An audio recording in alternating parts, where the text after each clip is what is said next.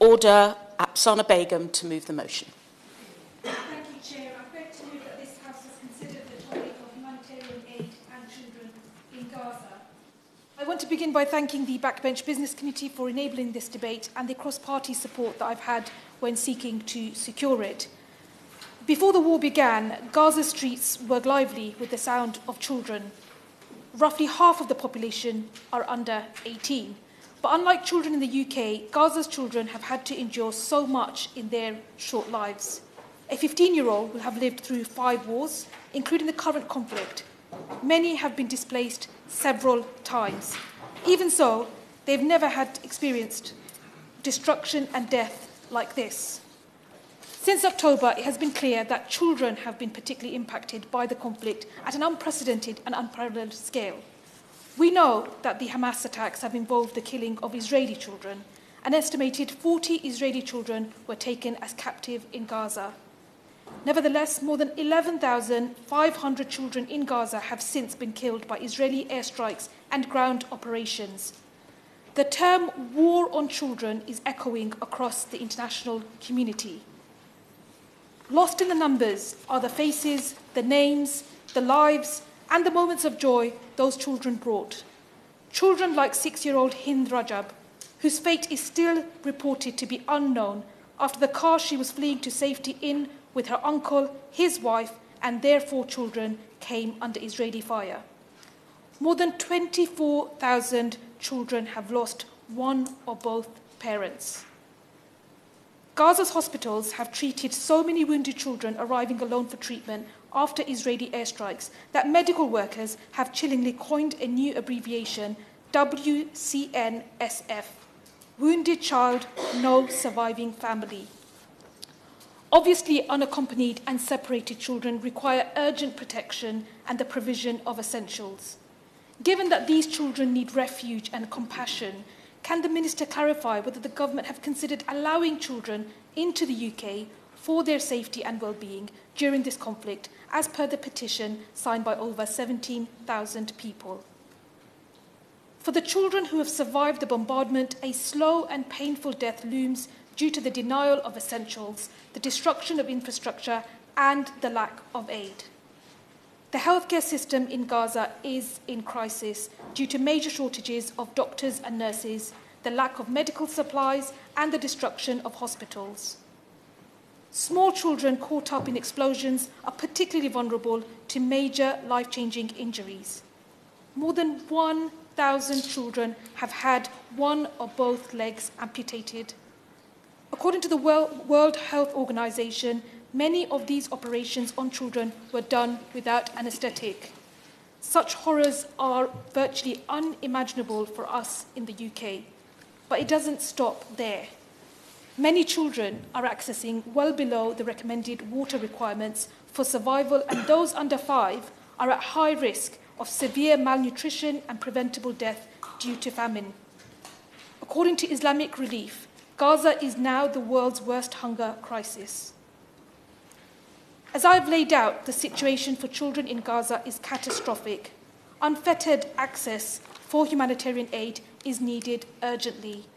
But the conditions on the ground, the bombardment, the siege, and the destruction of infrastructure do not allow it to reach children and families in need. It is not hard to bring to mind Israel's Minister of Defence's announcement on the 9th of October of, and I quote, complete siege on Gaza, no electricity, no food, no water, no gas. It's all closed.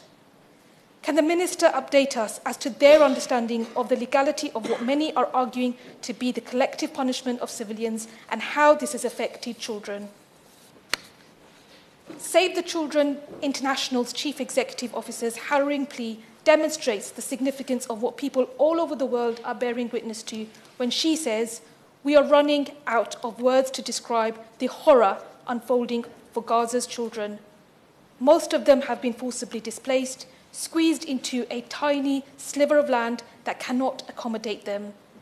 Those who haven't been forced from their homes are cut off from the basics needed for survival, far away from the little amount of humanitarian assistance that can be delivered. Children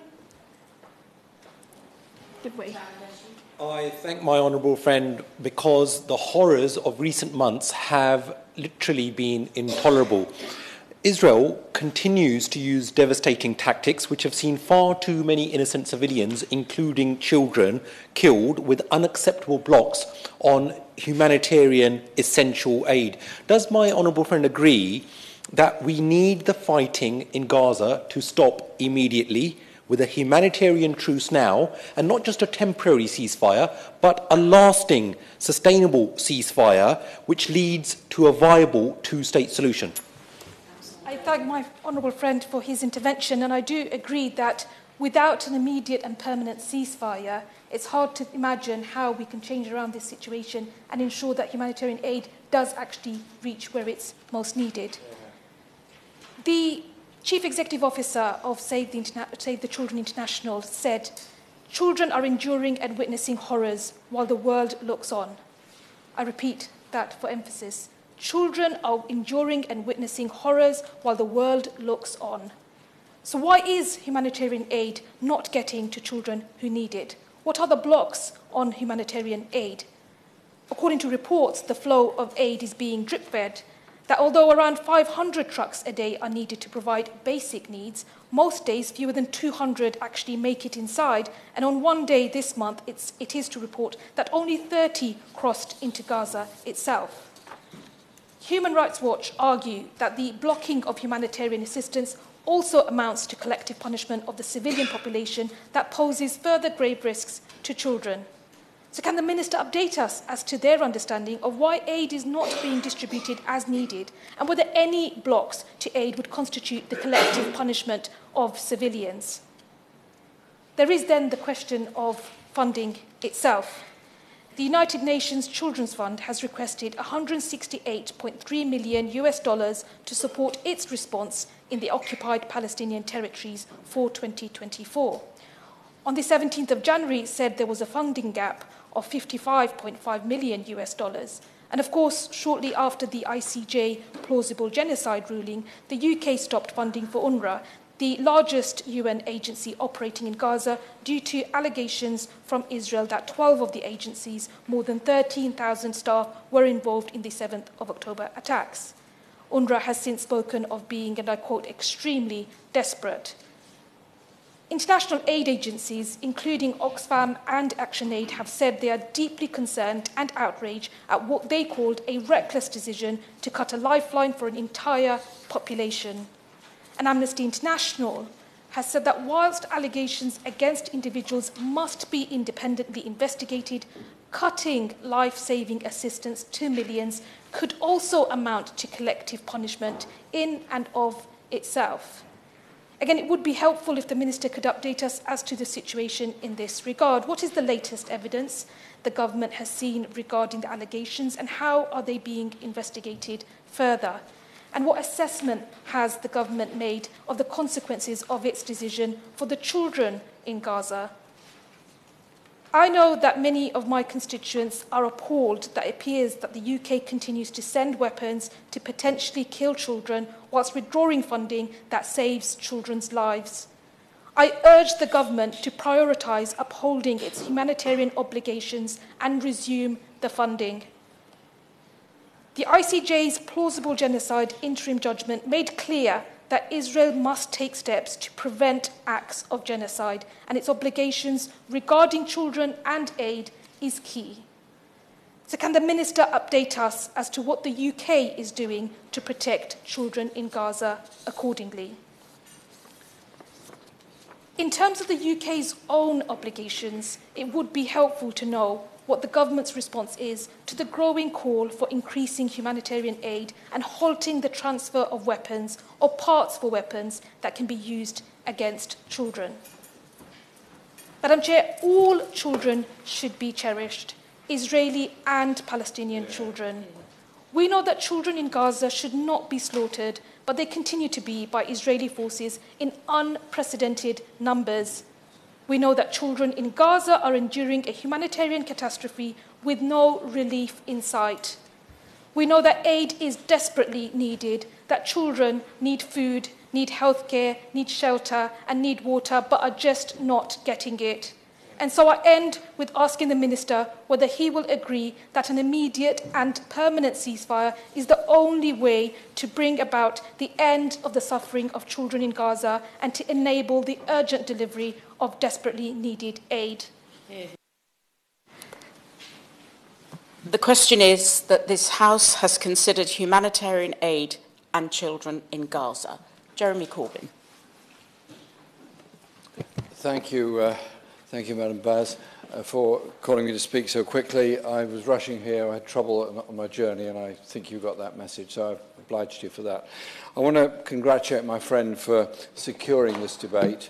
Absolutely timely and absolutely essential that this debate be held, because the war has just become a horror show of bodies being taken away, of unknown numbers hidden under rubble in Gaza, and the terrible devastation caused by all the other disasters that war brings about, such as shortage of water, a shortage of food, and shortage of medicine, and everything else. Obviously, what happened on October the 7th was appalling by any stretch of the imagination, and the continued hostage holding of a number of children obviously has to be brought to an end as quickly as it possibly can. But as the General Secretary of the United Nations pointed out at the time, this didn't all come from nowhere. This comes from the siege of Gaza, which has gone on for a very long time, and also, of course, the occupation of the West Bank. And I recall many visits I've made to Gaza and the West Bank, some in the company of my friend, the member for Hammersmith, on a number of occasions. And every time I've been to Gaza, I always felt it can't get any worse. Then you go back there and it is even worse. And now the bombing has made it absolutely appalling. The International Court of Justice hearing was a seminal moment in many, many ways. I went to the ICJ hearing at the invitation of the South African delegation, and I was there in the court for the whole of the hearing. It lasted a very long time, and it was painstakingly presented by South Africa, and there was a certain synergy about South Africa, a country that had come out of apartheid, presenting a case on behalf of the Palestinian people, essentially, that the behavior of the Israeli Defense Force in Gaza was tantamount to the acts of genocide against the Palestinian people. And the statement made as the result of the ICJ hearing, which should be read very, very carefully, calls upon Israel to cease activities in the Gaza Strip which could be construed as a continuation of genocidal acts against the Palestinian people. And I think it's quite important that the world recognises that, in essence, they were calling for an urgent and immediate ceasefire and an increase in aid going through. That aid, it has increased very slightly, but it's very difficult to deliver aid when you're under bombardment at the same time. There are now more than 1 million people, more than 1 million, around the Rafah crossing. And it is a small town, it is grotesquely overcrowded, it has a shortage of absolutely everything. And there are many images that one can quote, but I saw one the other day of 2 children aged, they looked like about 5 or 6, walking down the road together, hand in hand, a boy and a girl. The girl was holding a bottle with a small amount of water in it, and they were just aimlessly wandering about. And anyone they saw, they said, "Do you know where we can get food?" The world should not treat children this way, particularly when a few kilometres away there's plenty of food, there's plenty of medicine, there's plenty of clean water, deliberately denied to those people. This country signed the Convention on the Rights of the Child in 1989. Indeed, there is a commemorative stone to the signing of that document in Hyde Park, and we should abide by it. And so the decision by the UK government to withhold further funding to UNRWA until such time as the inquiries have taken place is, I think, beyond regrettable. The Minister, in his decision announced in Parliament, and a member for Sutton Coldfield, pointed out that there were payments that had already been made, and this was withholding future payments, which may be due after April. Well, I think we need a bit more certainty than that we will continue supporting the UN Relief and Works Agency. Around a third of its income is now at risk or already gone. And the case against the people who are alleged to have taken part in the October the 7th event has not yet been backed up with evidence, has not yet been presented, has not yet been concluded. But in any event, if there is a case against individuals who were employed by UNRWA, bring it forward, bring it in the open, and have the hearing. But to deny the whole organisation funding and to deny the staff of UNRWA continued employment all across the piece, both in the refugee camps and the West Bank as well as in Gaza, seems to me to be something that's totally wrong and totally unfair. And I hope when the Minister replies, he'll be able to assure us that we will rapidly resume funding for UNRWA. Now, I have visited many UNRWA depots over the years, with my friend and others in the West Bank and in Gaza, and indeed in the refugee camps. It is an underfunded organisation anyway. It performs superhuman tasks just to provide food and medicine and education for Palestinian people. It's the oldest UN agency, and I think we just have to recognise the absolute importance of that. The question of food supply to Gaza is obviously critical. The population is a very young population, and possibly half of those people that have been killed, the 27,000 recorded deaths in Gaza, would be young people or children. And the numbers that are still under the rubble are enormous. There is very limited access for outside help to get in there. The numbers of medical staff that have been killed are huge. The numbers of journalists who could report on the situation is huge. 80 journalists have already lost their lives in Gaza. This is a horror show on live TV all over the world. And the idea that somehow or other this country can adopt a policy of not funding the one agency that can deliver help, food, aid and medicine to the children of Gaza, I find completely unconscionable. Of course. I thank my honourable friend because, like him, I have seen the amazing work of UNRWA on the ground in Palestine.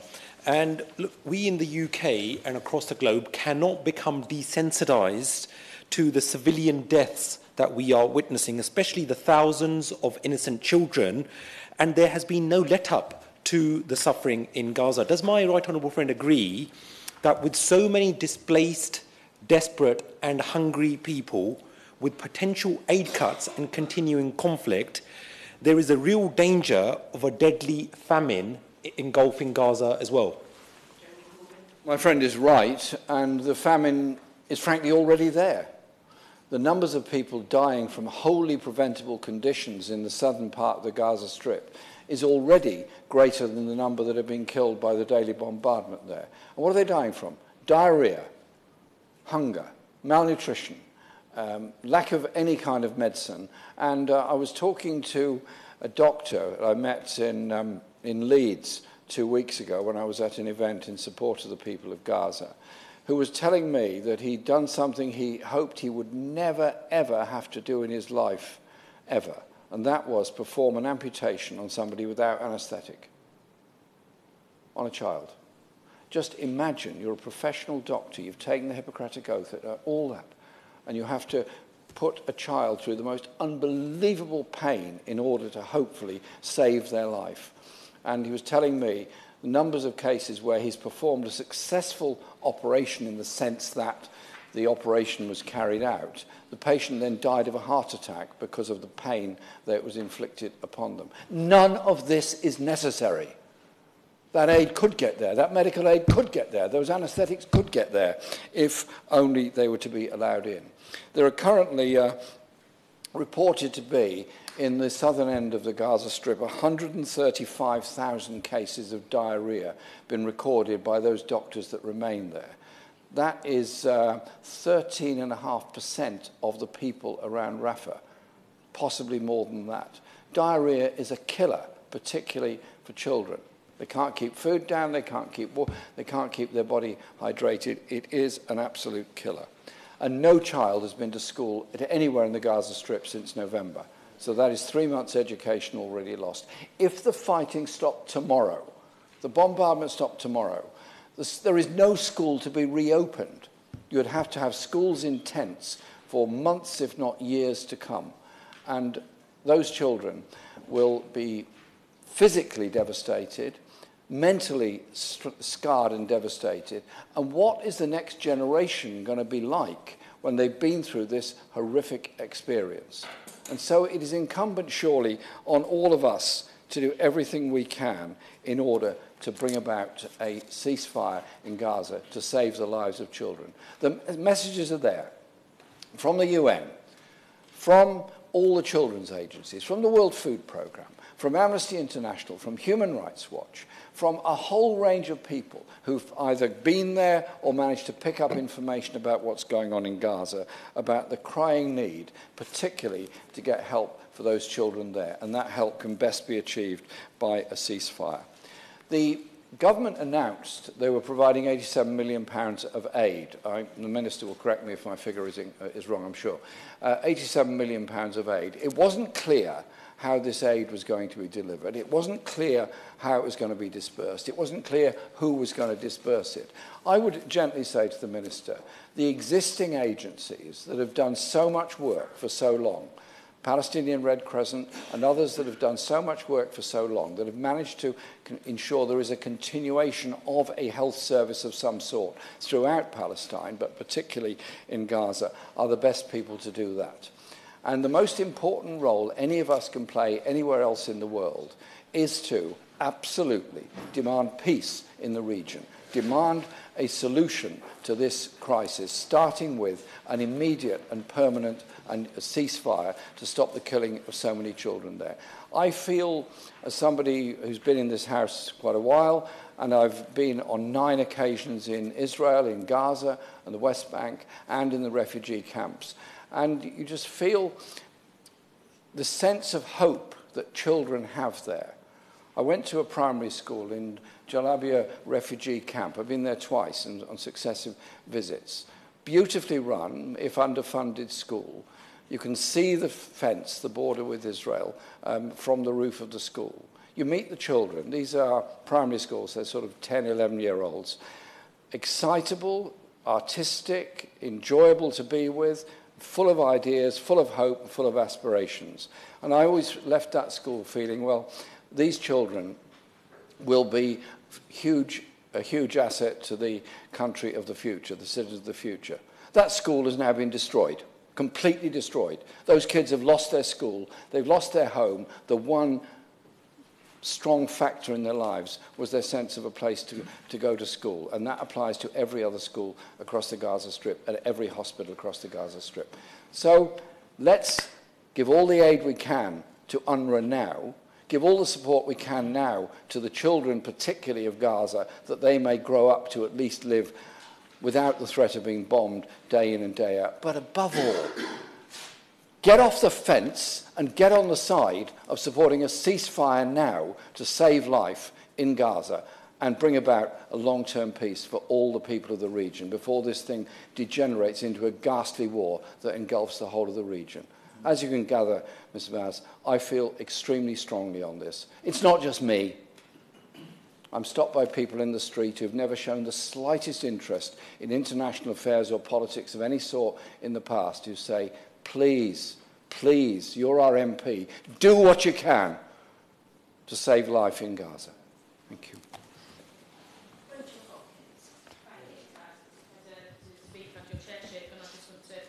Congratulate the Honourable Member for Poplar and Limehouse for securing this really important debate on the last day before recess. So while we may not be many, we are strong, as they say. The horrors of recent months in Israel and Gaza have been intolerable, and there's been no let-up to the suffering in Gaza, no end to the cruelty for hostages. Millions are displaced, desperate and hungry. And thousands of my Luton South constituents have contacted me regarding the ongoing conflict, so I wanted to make sure I added my voice to this important debate, and I will echo many comments already made in this debate.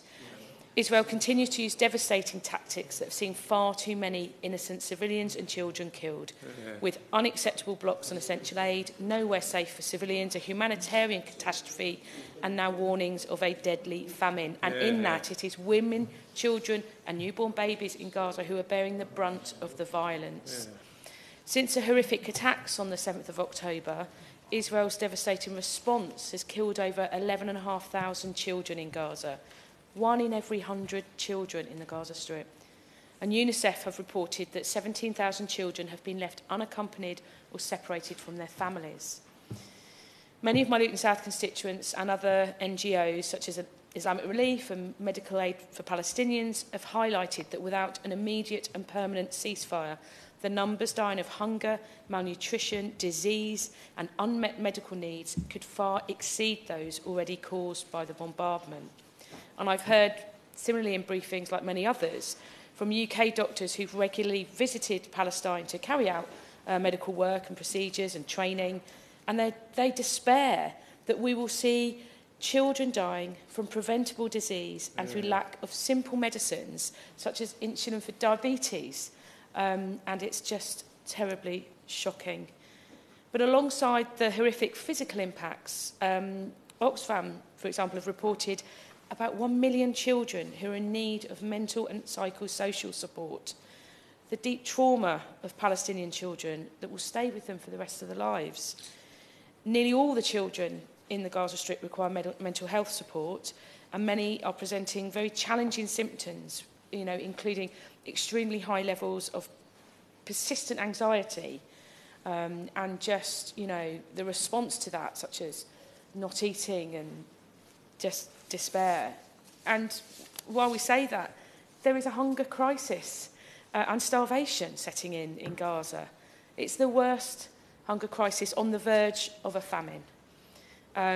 Reports are that all children under 5 are at risk, high risk of severe malnutrition, as that risk of famine conditions just continues to increase. And we've heard reports, and others have mentioned, and some of the briefing we've also had from Islamic Relief staff in Gaza, and they've described how desperate children are roaming the rubble-filled streets searching for scraps of food that they might find. I've also heard firsthand, like others, from doctors who have had to sadly do medical procedures in Gaza, including amputation of children's arms and legs without anaesthetic, because of the critical shortage of drugs and medical supplies. And we're also hearing how babies are being born on the streets, umbilical cords cut with any available sharp object to hand. The constant indiscriminate bombing, the debris, the electricity blackouts, the lack of fuel makes distributing any aid extremely dangerous and inaccessible in many parts of the Gaza Strip. And so well put by others anyway, to meet the need in terms of humanitarian aid, an estimated 800 trucks of aid would need to be entering Gaza daily. But since the 7th of October, the highest daily average number of trucks that has entered is 2. And as my honourable friend said, we really do need to question whether this is a blockade and what that actually amounts to. So I'd welcome the Minister's views on that issue. And with regards to aid, unfettered access for humanitarian aid is needed at such a scale to meet those desperate needs of the children in Gaza. So when we reflect on the points raised about the UN Relief and Works Agency, it's the largest agency operating in Gaza, through which 80% of aid to the Gaza Strip is delivered. And I asked questions about this, and in my response to my written question, the Minister of State in the FCDA said that the government are pausing any future funding of UNRWA whilst they review allegations of staff being involved with Hamas. But we have heard the Channel 4 reporting, the document in which Israeli officials allege that a dozen of UNRWA's employers are involved in the 7th of October attack led by Hamas. But Channel 4 reports it provides no evidence to support its explosive new claim that UNRWA staff are involved. So I would really welcome an update from the Minister with regards to the government's position on this, And if it is still going to pause funding and not resume, how is the government intending to fill the gap of aid and humanitarian aid in Gaza if we do not have this key UN agency being funded? So I recognise that the government in many occasions has expressed its commitment to ensuring much needed humanitarian aid and medical supplies reach Gaza for the many children who are in desperate need. So as I close, will the Minister just provide information on the current position, but also what long-term plans the government has with regard to supporting children in Gaza, many who are now orphaned and who will be living with this trauma for the rest of their lives? Thank you. Thank you very much.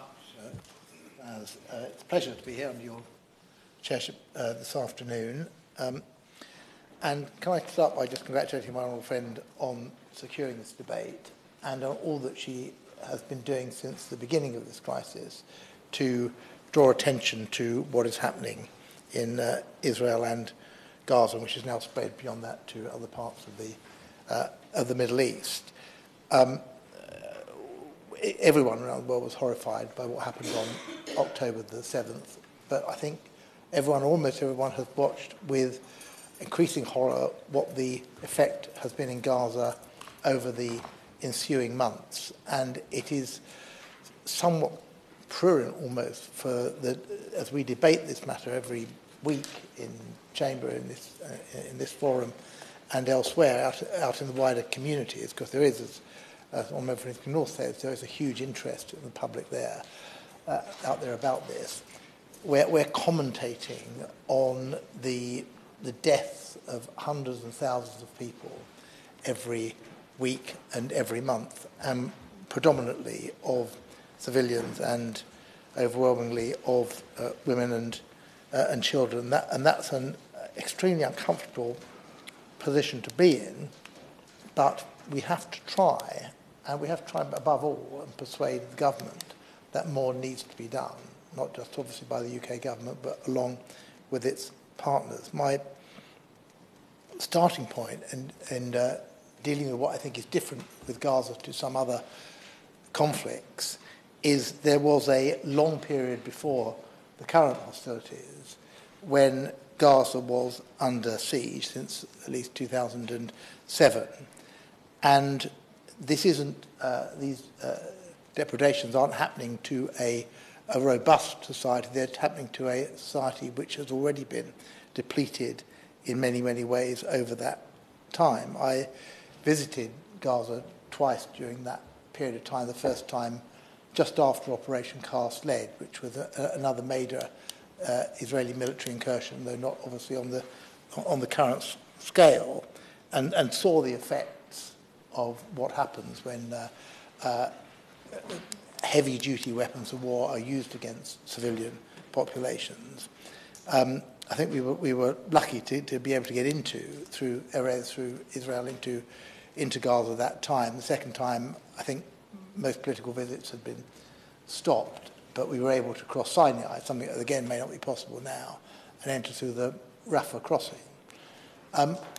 What, as others have said, impresses you most about Gaza is that combination of the utter squalor of life caused by an occupation and a control of land, sea and air borders going on for a long period of time, so that most of the population are reliant on aid, cannot leave except in very, very few cases, cannot leave the country in that way, are living almost as stateless and citizens in limbo now for nearly a generation.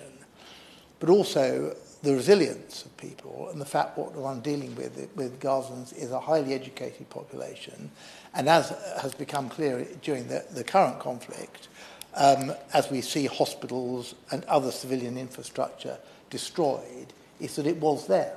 And indeed many doctors and other specialists have gone out from this country to assist medics and others in Gaza in running the health service as best they can, despite deprivation of supplies. And at the same time as being horrified by the conditions that people had to live in, one couldn't but admire the fact that life continued as much as normal as it could be under the circumstances. But it's undoubtedly true that not only did the siege go on, but there were 4 or 5 separate assaults, land or air assaults, by Israel to Gaza during that period of time between 2008 and the current conflict.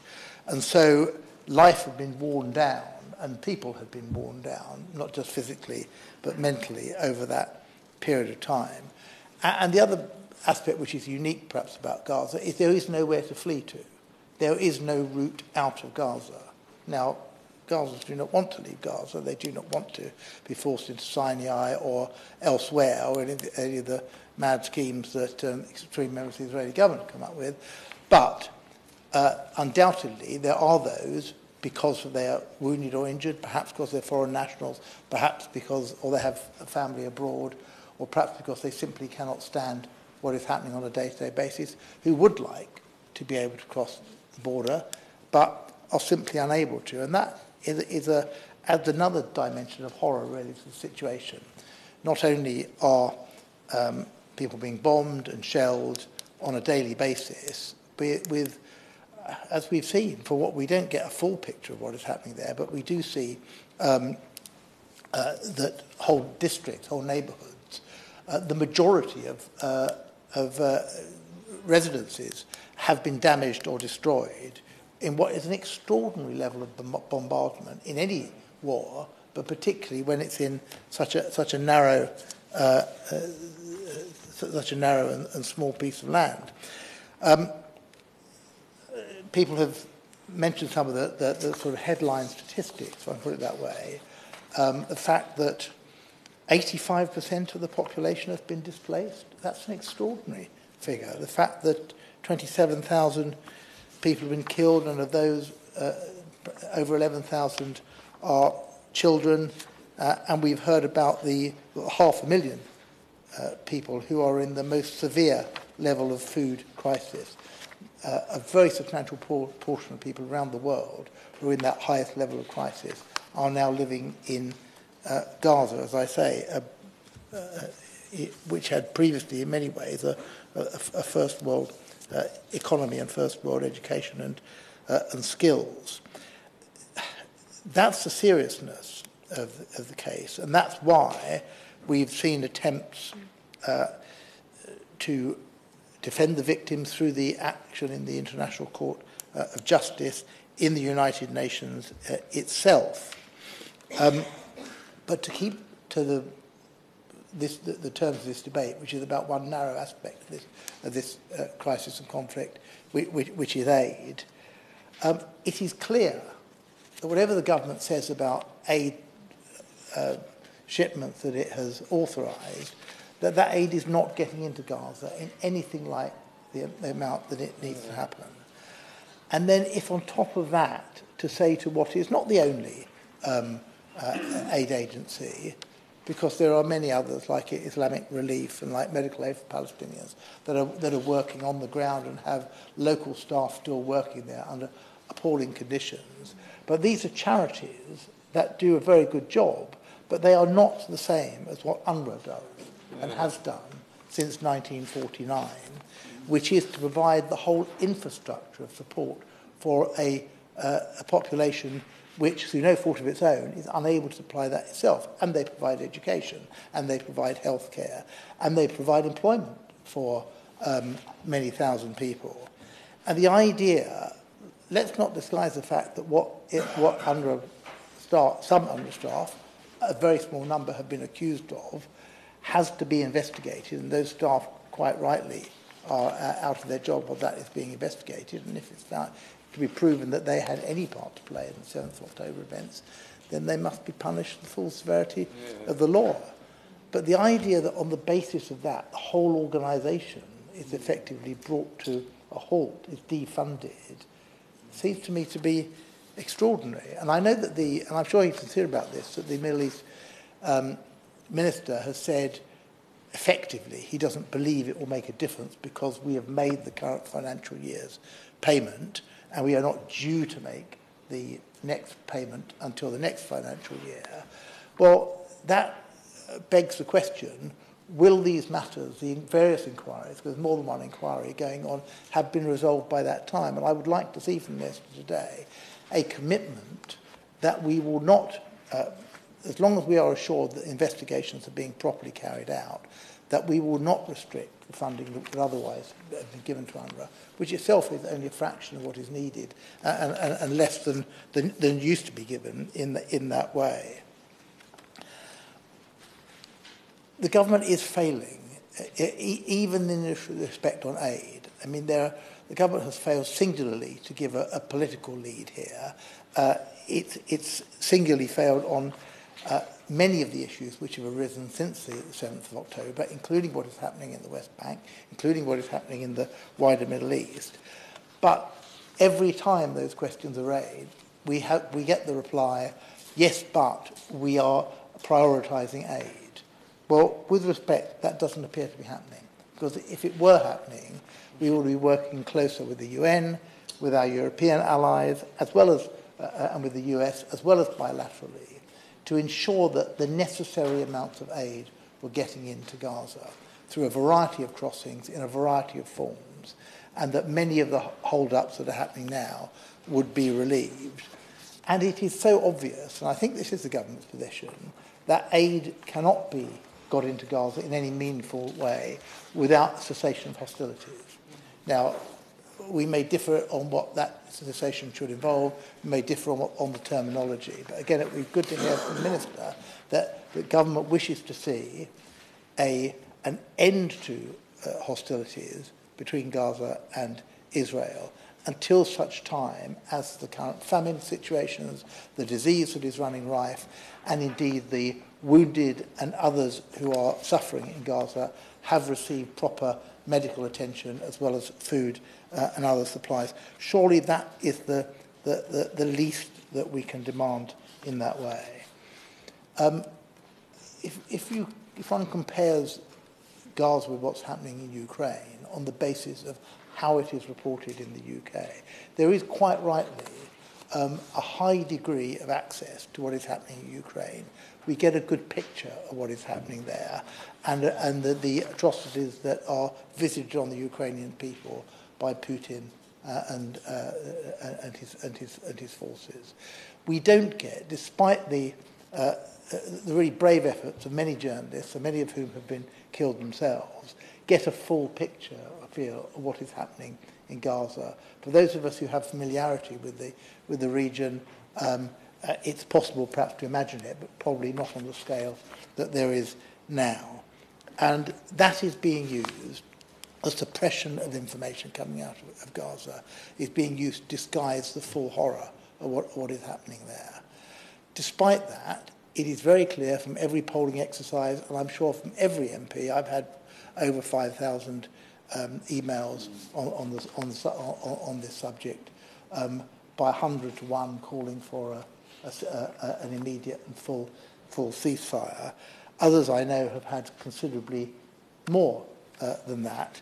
It's clear from that the public in this country are deeply concerned about what is happening and want to see their government taking action to stop the killing, particularly of children, and to stop the destruction of a whole civilization, because there clearly is targeting of civil society, of records, of courthouses, of parliaments, of business districts, which can have no military significance whatsoever, but is being done in a way which both punishes and degrades the entirety of the Gaza Strip. That is something I'd like to see our government speaking up more against. And above all, I would like to see them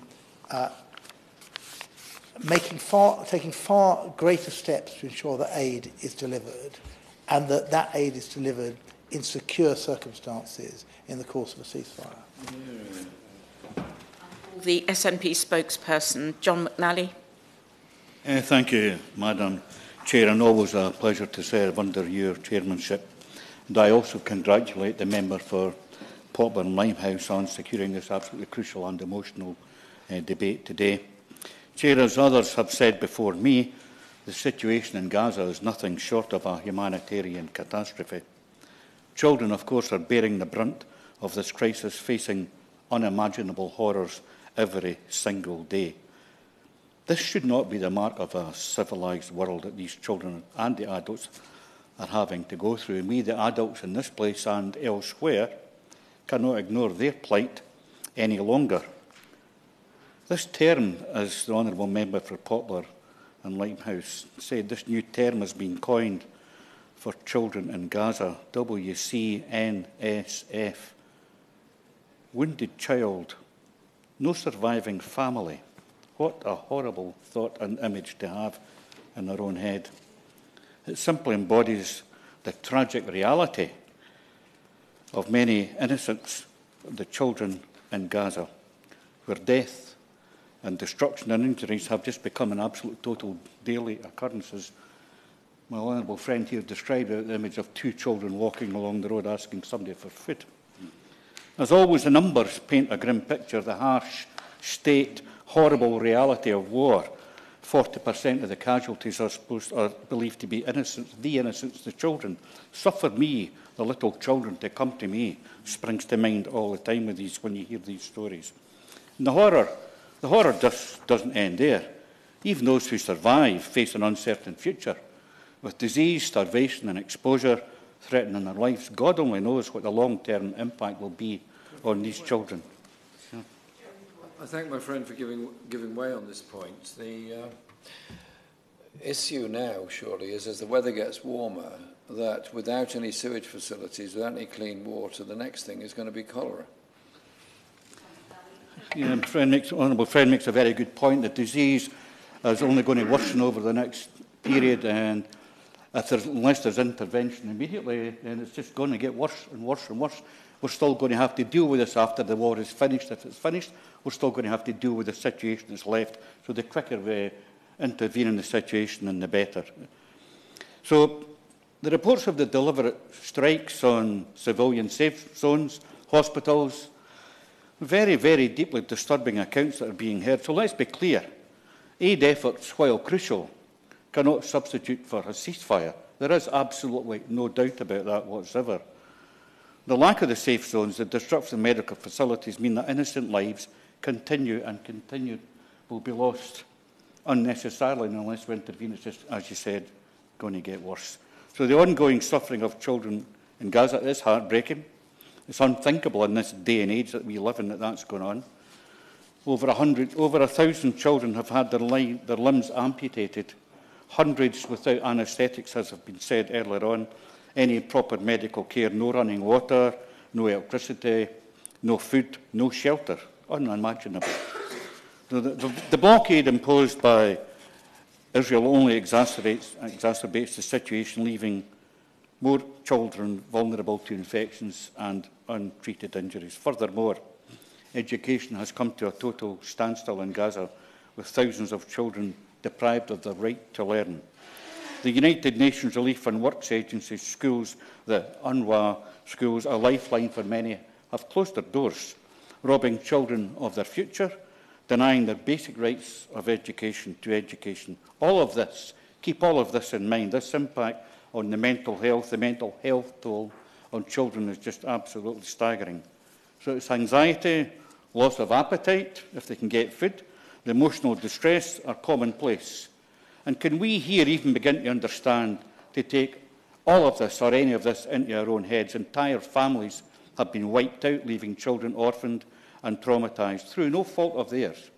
As we have heard, I've heard personally from my own constituency in Falkirk, first hand from a woman and her mother who has her family there, all of her family there, and a very calm, organised brain who related the whole thing to me over a 2-hour period. Hard to take in what these people are going through. Madam Chair, it is unconscionable that the UK government continues to support Israel's action under this guise of self-defence. The consequences are simply dire, totally innocent children paying the ultimate price. This is just downright wrong. So humanitarian aid is essential but it must be accompanied by a ceasefire. And the decision to freeze funding for UNRWA will only worsen the crisis, putting millions of lives at risk. I'd ask the Minister to seriously rethink and reverse that decision. So we cannot stand by idly while innocent children suffer. The international community cannot afford to remain silent in the face of such atrocities. The UK Government, among others, must heed the calls for a ceasefire and prioritise humanitarian aid to alleviate the suffering of Gaza's most vulnerable inhabitants. Resuming funding for UNRWA is not just a matter of humanitarian obligation, it is a moral imperative. So we must also recognise the psychological toll of war on children. The trauma they endure leaves scars they may never heal. Gender and age appropriate mental health support must be provided urgently to mitigate the long-term effects of conflict on Gaza's future generation. Chair, in conclusion, the humanitarian crisis unfolding in Gaza demands our immediate attention and action. We cannot stand idly by as innocent children bear the brunt of this senseless violence. Let us join hands in solidarity with the people of Gaza advocating for peace, justice and the protection of children's rights. Our humanity compels us to do this for the sake of those children who have suffered enough. Thank you. David. Ms Vance, it's a pleasure to serve under your chairpersonship. Could I begin by commending my honourable friend, the member for Poplar and Limehouse, for introducing this debate, and the Backbench Business Committee for allowing the time for it. I also note the e-petition that has been submitted and the significant time that has been allocated for this debate. Now, although the House is about to rise for February recess, I am glad that we're having this debate, and I'm very pleased that members have made the effort to come along to express their views and opinions this afternoon. I believe it is so important that we do not become desensitised to the appalling suffering that is taking place in Gaza. And there can be no doubt at all about the sincerity of members who have spoken this afternoon. We know that in these terrible circumstances, over 27,000 Palestinians have lost their lives as a result of the actions of the IDF. As a number of members have correctly pointed out, women and children have been the primary casualties in this conflict. The member for Poplar and Limehouse has mentioned that 11,500 children have lost their lives. And she has also said that 24,000 children have lost more than one parent. And as we've heard a couple of members mention, we have the terrible, unbelievable horror of operations being conducted on children, the amputation of limbs, etc., without anaesthetic. And it's important to recognise that the people who have been killed and severely injured are primarily not terrorists or terrorist supporters. The people of Gaza, as the member for Hammersmith has correctly said, are highly educated people, they are resilient people, and they are people who wish to live in peace. The Shadow Cabinet member for International Development and other members of the Shadow FCDO team have met with British Palestinian families very recently, and those families have raised a number of important and distressing issues with us. They have pointed out to us the need for children with urgent medical needs to be temporarily evacuated from Gaza for surgery. We are pursuing these issues with the government. I would welcome if the Minister could give any indication today on what the government is doing or planning to do on this. All of us are acutely aware that the only way to resolve this appalling humanitarian crisis is through a sustainable ceasefire. This will allow the return of all hostages and an immediate concerted international effort to take into Gaza the greatest possible amount of humanitarian aid: food, water, fuel and medical supplies. There is, of course, a frustratingly limited amount that we, as an opposition, can do or say to help. But I can assure members that all members of our front bench team are discussing the situation with our counterparts in Palestine, Israel, Jordan, Egypt, Oman, Saudi Arabia, Qatar, the United Nations and the United States. In fact, only yesterday I met with the Foreign Minister of Qatar in person, and I made it clear to him that the Labour Party stands firmly behind those who want to see a ceasefire, an immediate end of the suffering and the achievement of a lasting peace. As we all know, there have been serious allegations made against 12 UNRWA employees. These are serious allegations, and the government indeed must ensure that it has robust processes in place regarding the use of UK aid. But it would be wrong if anything were to stand in the way of crucial aid reaching Gaza in the midst of this terrible crisis. My honourable friend for Wigan, the Shadow Development Minister, has discussed this issue with her counterpart, the Cabinet Minister for International Development. He has confirmed that the next allocation to UNRWA from the United Kingdom is due in the next financial year. There will be a UN review led by a former French foreign minister, and an interim report will be published at the end of March. This has been alluded to by my friend, the member for Luton South. But like her, I would be appreciative if a minister could confirm that there will be no interruption to the flow of UK funding to UNRWA in the next financial year. There are, of course, other aid agencies working in Gaza. I would like to pay tribute to them, and in particular the organisation which I've had a fair bit of contact with, Medical Aid for Palestinians. They're all doing a tremendous job in the most difficult of circumstances, and many of those aid workers have indeed lost their lives.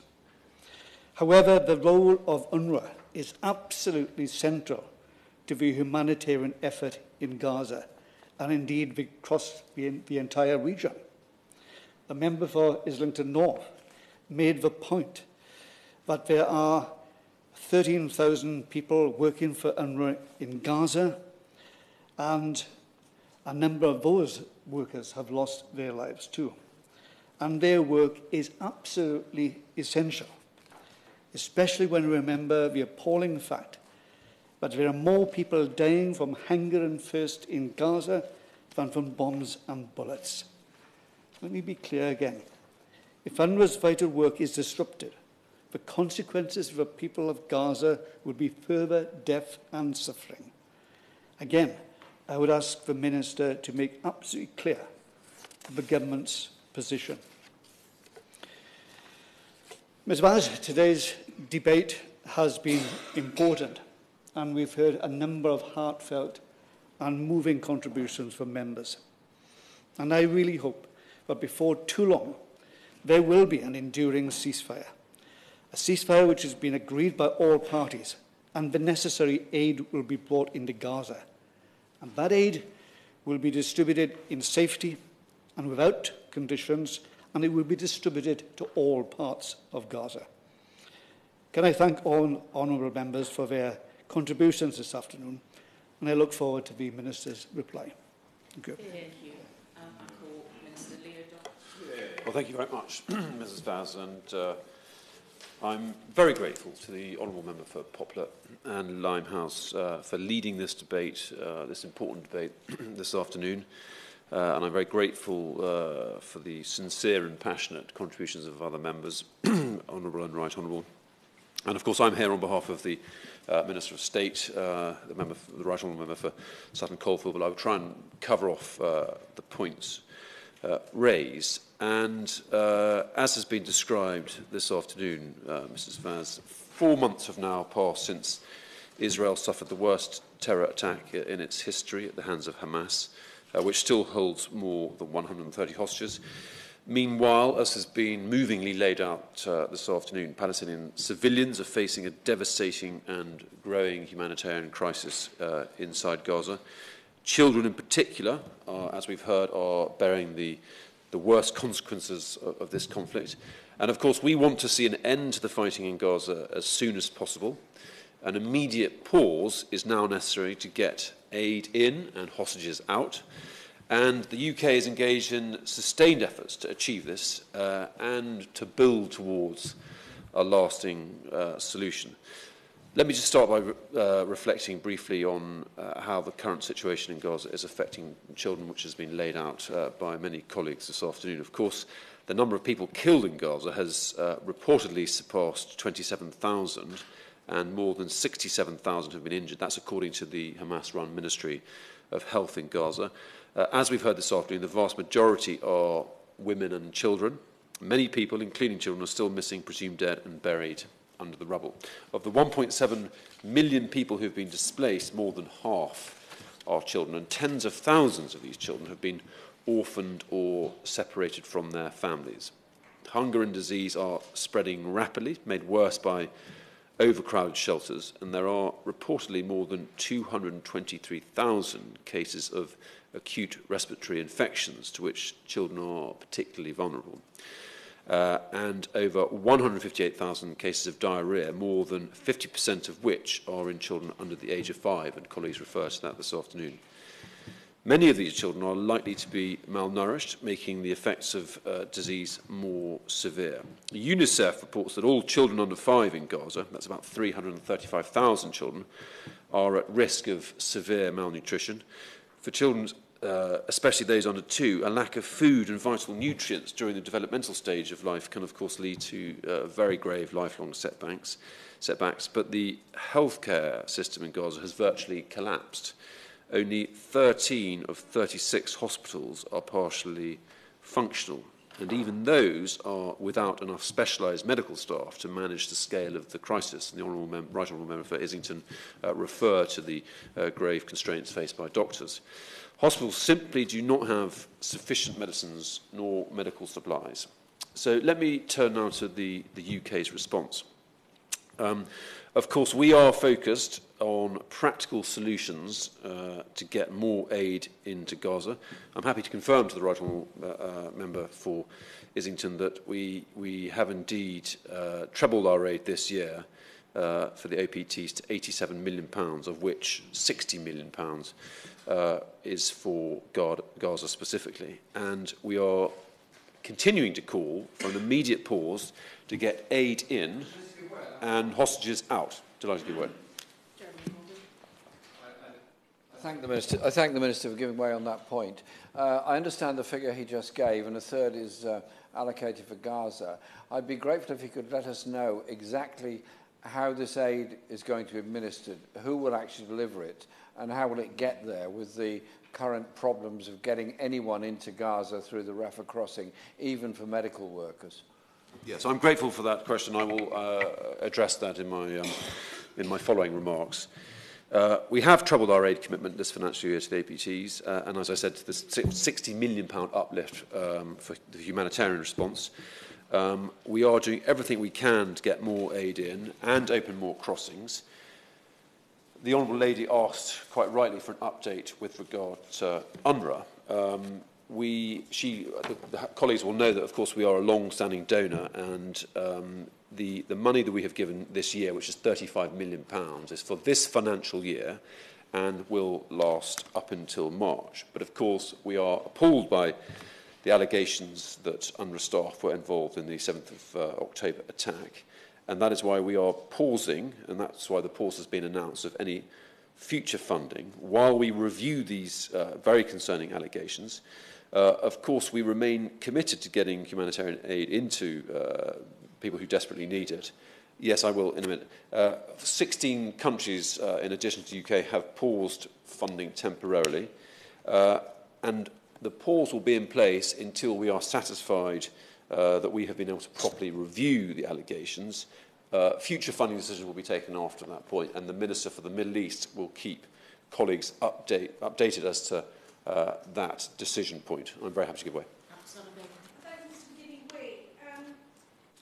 be aware that Belgium, Spain, Norway and Ireland in Europe, whilst calling and endorsing the need for a swift and serious investigation to the allegations, have maintained their funding. And I wanted to understand from the Minister what conversations or discussions are being had with counterparts in those countries to understand how they're approaching the situation as part of the UK's review.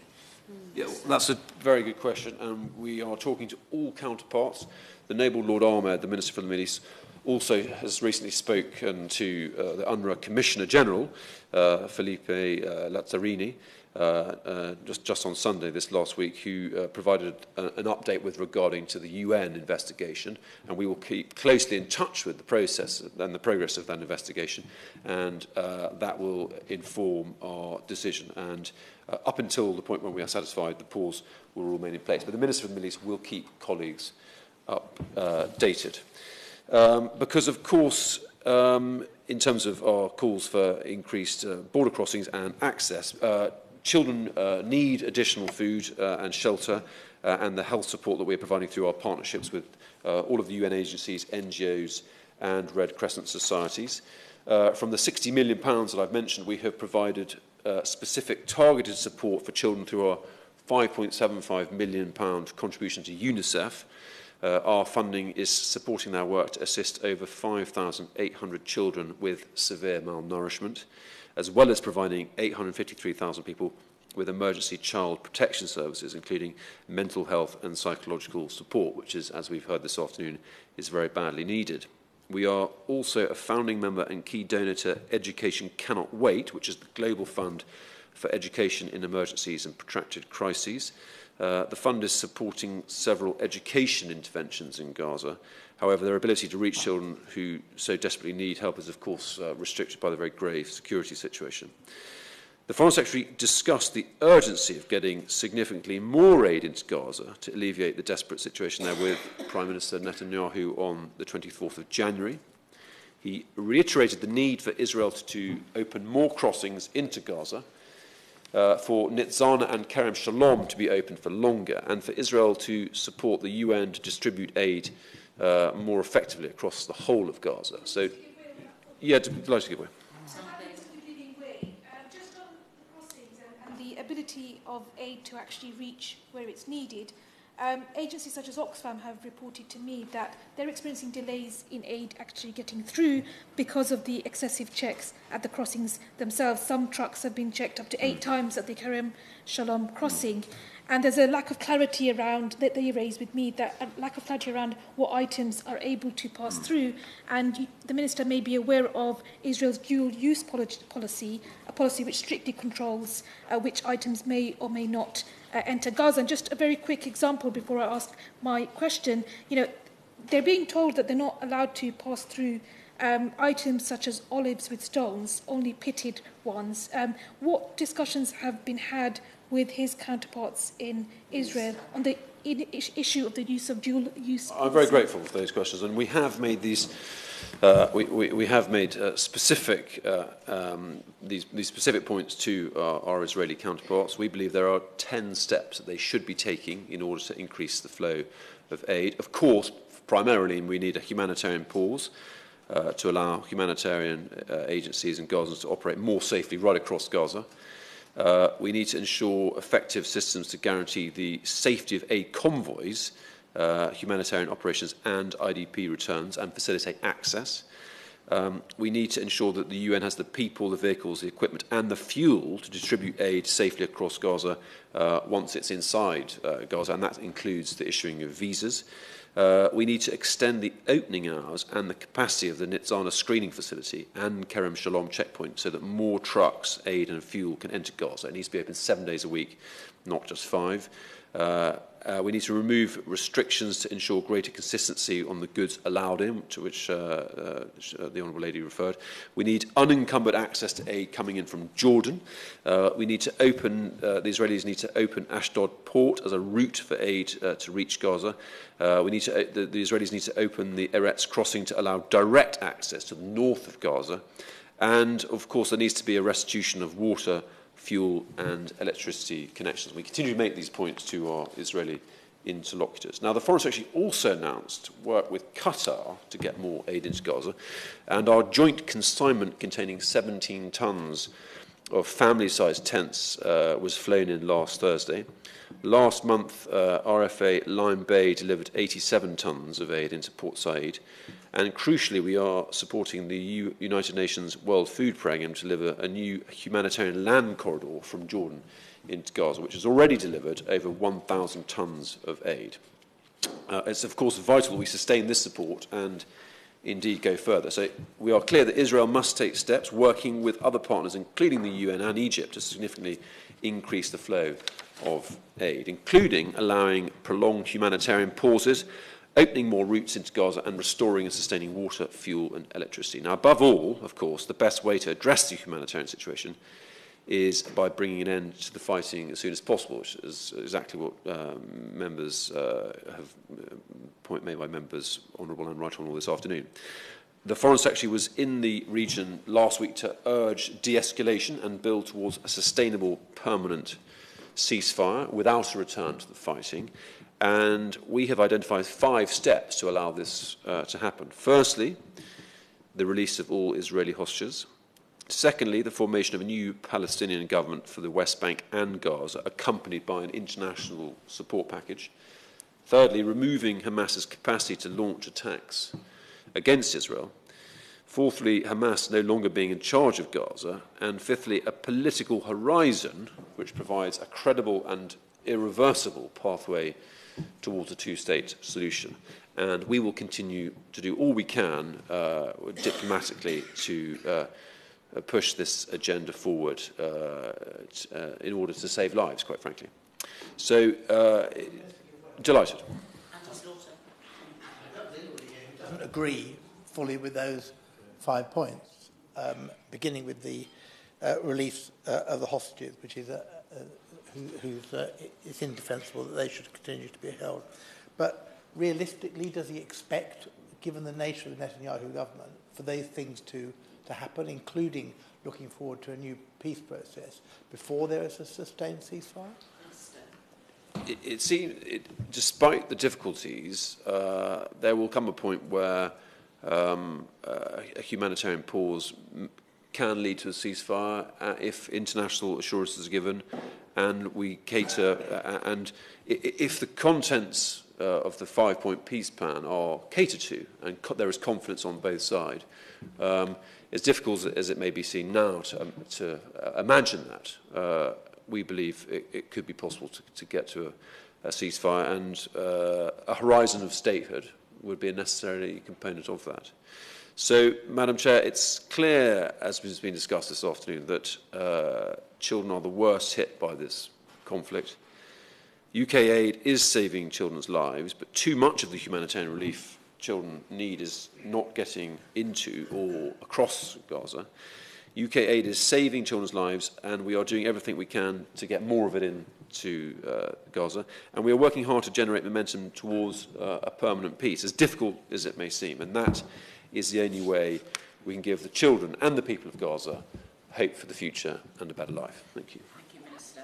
To wind up, 2 minutes. Thank you, Chair. I'd just like to take the opportunity to thank the Backbench Business Committee again for enabling this debate. I'd actually applied for the debate before the government decision to reduce or pause the UNRWA funding, but nonetheless I think the participation in today's debate from colleagues has been important but also timely for this reason. I want to emphasise just once again that all children should be cherished, Israeli and Palestinian children. Mm-hmm. We do need aid to be made available and distributed so that children in Gaza get the food, healthcare, shelter and water that they so desperately need. And we do need clarity. We do need clarity about the situation of any remaining Israeli children who are held captive, and for all hostages to be released. And as many have said today and have been raising for some time now, only an immediate and permanent ceasefire can really end the suffering of children affected by all of these decisions. Thank you, Chair. The question is that this House has considered humanitarian aid and children in Gaza. As many are of that opinion, say aye. Aye. Of the contrary, no. I think the ayes have it. Order.